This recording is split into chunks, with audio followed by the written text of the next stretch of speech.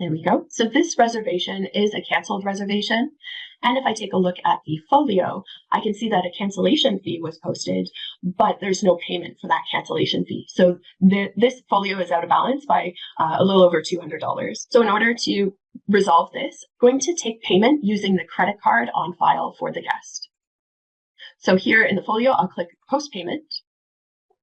It'll pull through the guest credit card information on file plus the outstanding amount. Rimkey recognizes that that's outstanding.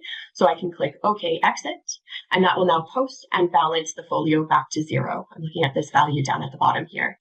Now, the next example we'll look at, let me go back and search here.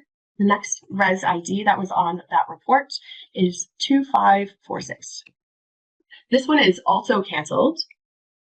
If I take a look at the folio, this one also has a cancellation fee, but I know that if I take a payment, try and take a payment like I did for the previous example, this credit card on file declines. So if I'm not able to collect payment from the guest for their cancellation fee, one thing that you can do is decide to reverse the cancellation fee, and that will bring the folio back to zero.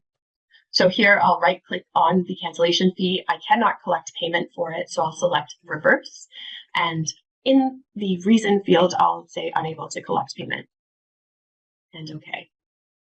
So that will remove that cancellation and bring the folio back to zero as well.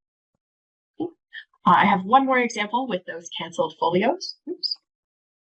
I go to the search.